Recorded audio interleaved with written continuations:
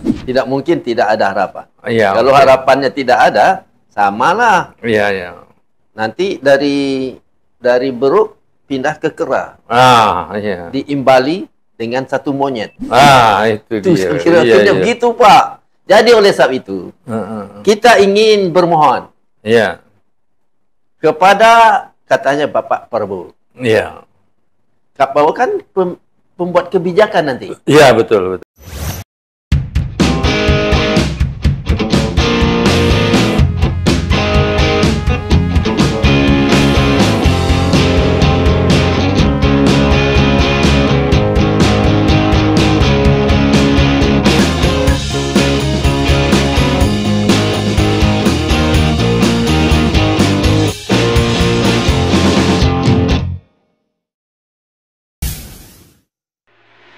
Assalamualaikum warahmatullahi wabarakatuh. Jumpa lagi dengan Kang Rizan di TV Masumi.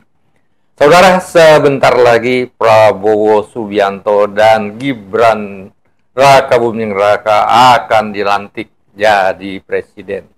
Adakah harapan yang dapat kita harapkan dari beliau berdua ini?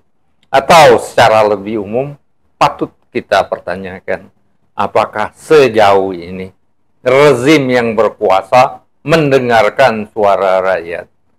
Nah, untuk itu kita akan bincang-bincang ya dengan tak asing lagi narasumber kita, Dr. Wazri Abdullah Afifi, mantan Presiden International Student Association di Amerika Serikat, mantan penasehat Permias. Permias ini Perhimpunan Mahasiswa dan Pelajar Indonesia Amerika Serikat yang dulunya juga saya pernah jadi anggota itu. Mantan pengurus ISMI Amerika Serikat bidang iptek, dosen dalam dan luar negeri. Assalamualaikum Pak Wazri. Waalaikumsalam warahmatullahi wabarakatuh. Gimana ini? Apakah kira-kira rezim Prabowo Gibran ini akan larut dengan penguasa-penguasa yang terdahulu yang tidak mendengarkan suara rakyat? Menurut analisis saya. Gimana ini? Apakah Pak Wazri mempunyai proyeksi atau mempunyai harapan atau apa saja? Ya Pak, pasti punya harapan. Ya. Tidak mungkin tidak ada harapan. Ya, kalau harapannya tidak ada, samalah. Iya, ya. Nanti dari beruk pindah ke kera. Iya. Diimbali dengan satu monyet. Itu dia. Kira-kira begitu, Pak.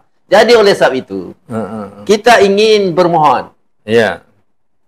Kepada katanya Bapak Prabowo. Iya. Pak Prabowo kan pembuat kebijakan nanti. Iya, betul, betul. Jadi kalau rencananya seperti rencana untuk merayu orang. Iya. Akhirnya akan sama saja perjalanan hidup bangsa ini. Iya, iya. Artinya nasib takkan berubah. Nasib tak akan berubah. Iya. Kita harap kepada presiden yang baru itu. Iya, iya. Untuk berpikir lagi. Iya, iya. Melawan presiden lain di dunia. Misalnya Erdogan. Ya. Dia bisa merubah rakyatnya dari akhlaknya akhlak sekuler menjadi akhlak Islam. Iya, betul, betul. Turki itu Pak, Turki ya. Dia bukan jadi presiden yang bukan main-main, Pak. Iya, iya. Dia menjadi presiden dari negara sekuler. Iya, iya, iya. Negara yang hanya mengatakan Islam hanyalah permainan saja. Iya, iya. Di negara yang mengubah azan menjadi bahasa Turki. Iya. Bayangkan itu, Pak. Iya. Tetapi dia bercita-cita merubah bangsanya. Iya, iya. Menjadi negara yang normal kembali. Iya, iya, iya, iya. Bagaimana perjuangannya? Iya, kita harap Pak Prabowo membaca cerita bagaimana Erdogan. Iya, iya, iya. Iya, betul sekali. Kita tidak memuji orang lain. Iya, iya. Tetapi kita tidak salah meniru perangai orang lain yang mengabdi kepada bangsanya. Iya, iya, iya. Itu Pak. Iya. Jadi kita harap Pak Prabowo kalau berencana membuat menteri yang banyak. Iya. Sedangkan menteri yang biasa ini sudah banyak komentar buruk. Iya, iya, iya. Tambah lagi. Iya, iya. Kecuali Pak, menteri yang banyak ini diambil dari langit. Yang bernama malaikat. Ada apa banyak? Iya. Iya, kalau menteri banyak, tapi banyaknya itu diambil dari neraka. Iya. Setan-setan pengisinya. Jadi Pak Prabowo ini ada satu hal, ya, dia yang sisi positifnya. Dia ini tegas, ya. Kalau saya perhatiin, benar atau salah itu lain masalah. Jadi 20 Oktober nanti, ya waktu pelantikan langsung pengumuman kabinet, saya yakin itu bisa, ya. Nah, apakah beliau ini bakal mendengarkan suara rakyat? Karena agak sukar, karena banyak sekali yang berkepentingan di situ. Walaupun demikian, kita perlu ingatkan dengan Pak Prabowo, ada jejak digitalnya, ya. Jadi rezim yang sekarang, kalau menurut saya kurang begitu mendengarkan suara rakyat, jejak digitalnya ada. Dan sekarang karena kemajuan teknologi terus berkembang, ke jejak-jejak yang lain yang lebih keras dari jejak digital itu akan terwujud, dan sejarah akan mencatat apakah Pak Prabowo larut, ya, seperti rezim-rezim terdahulu yang tidak peka dengan penderitaan rakyat, yang tidak peka dengan suara rakyat. Itu akan terlihat dengan di sejarah kita, terlepas apakah Indonesia akan tercerai-berai atau lenyap di 2030, ya, atau lebih maju. Itu catatan digital dan catatan sejarah yang lainnya itu akan memperlihatkan bahwa apakah Pak Prabowo mendengarkan atau tidak. Kira-kira begitu, Pak, ya. Ya, Pak. Dan satu lagi, Pak, kita usul solusinya, Pak. Solusinya, ya. Supaya Pak Prabowo mendengarkan suara rakyat. Ya, supaya Pak Prabowo mendengarkan dan dicatat sejarah. Dan dicatat dengan tinta emas. Sebagai pejuang. Tentang. Ya. Catatan sejarah itu ada dua tinta. Tinta emas dan tinta hitam. Atau darah. Apa? Tinta merah. Tinta merah, ya. Tinta emas atau tinta merah. Ya. Nah, kita harapkan tinta emas. Gimana, Pak? Ya. Supaya tintanya tinta emas. Gini, ya. Pak Prabowo ini kan seumur-umur kita nih. Betul, ya. 2 tahun lebih tua dari saya. Ya, jadi seumur-umur kita, ya. boleh dikatakan seumur-umur. Berarti kita di atas 70 lah. Ya, sekitar 74, ya. Ya, 74. Ya. Jadi, kita bermohon padanya. Iya. Apakah umur yang tua itu digunakan untuk meninggalkan bangsanya? Iya. Dengan penderitaan yang begitu tidak bisa terobati. Iya. Atau merubah nasib bangsanya. Iya. Untuk dihargai sama dengan bangsa lain. Betul. Itu Pak Prabowo. Dan bagaimana caranya mengubah itu? Ya. Mudah saja. Bagaimana caranya? Iya. Analisa kenapa DPR selalu mendukung semua undang-undang yang didemo orang. Itu ya. Kalau ada undang-undang didemo oleh rakyat, bagus atau tidak itu, Pak? Ya, jelek sekali. Sudah jelas, buruk. Iya, buruk sekali. Sekarang tugas Prabowo adalah kenapa si DPR yang 575 orang itu semua setuju? Iya. Ada apa itu? Iya. Coba Pak Prabowo cari. Ada apa? Kenapa setuju? Padahal otak kita sama. Iya. Ini masalah. Itu terlihat lagi, Pak. Itu Wazri, ya, itu kasat mata, ya. Begitu undang-undangnya keluar atau belum keluar, itu udah didemo. Dan yang tidak kasat mata, kalau kita sering datang ke Mahkamah Konstitusi, Pak Wazri juga sering, kan? Banyak sekali, hampir setiap hari ada beberapa perkara menggugat undang-undang. Berarti undang-undang itu nggak baik, kan?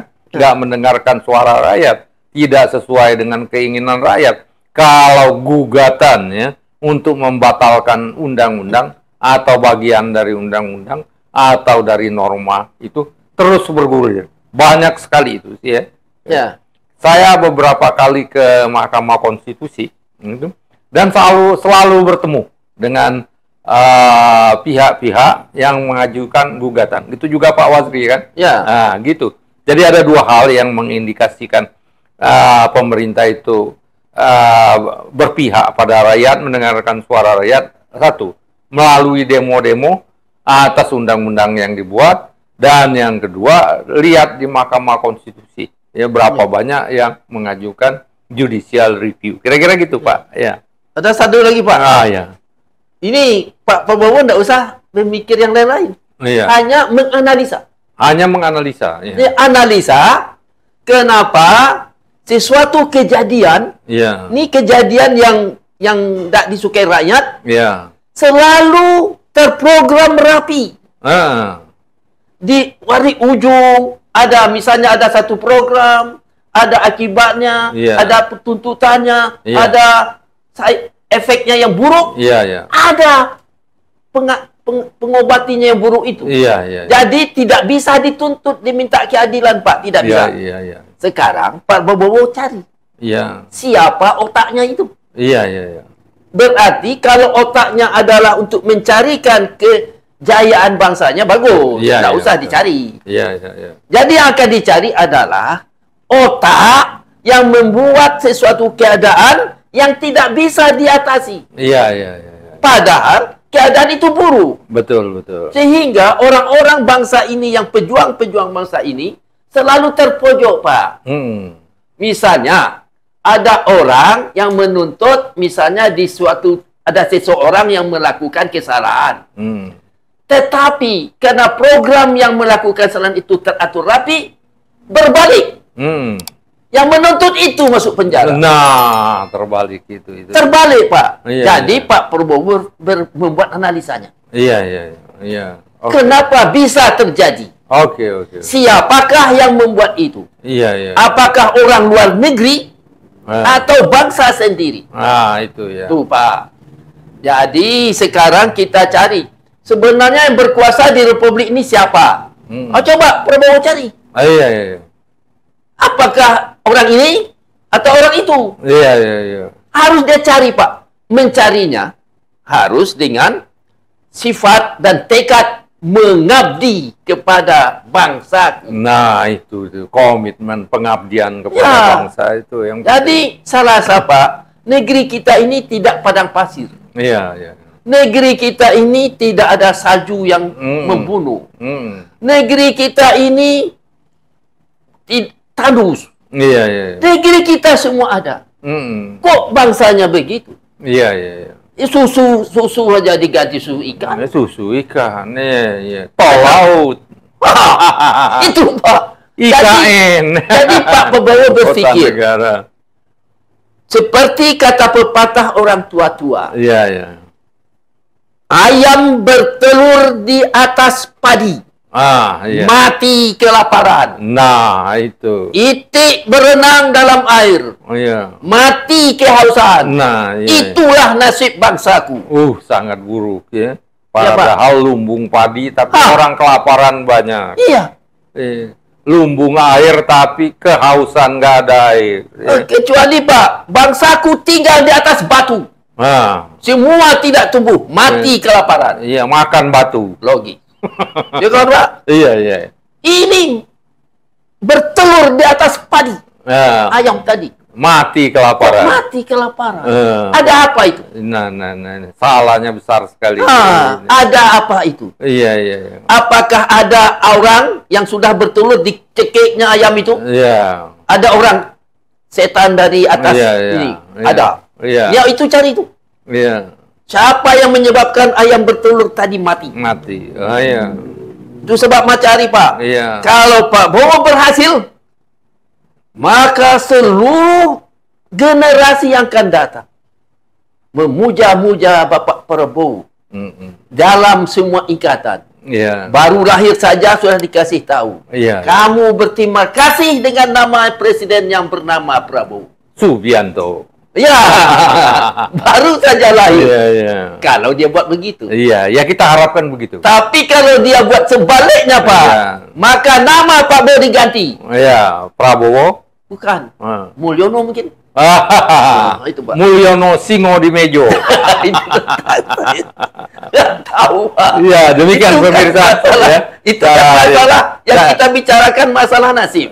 Jadi kita harapkan Pak Prabowo itu mendengarkan rakyat, mendengar suara rakyat. Akan dicatat oleh sejarah terlepas apakah Indonesia ini bisa selamat 2030 atau tidak. Demikian pemirsa, mudah-mudahan bermanfaat. Wabillahi taufiq wal hidayah. Wassalamualaikum warahmatullahi wabarakatuh.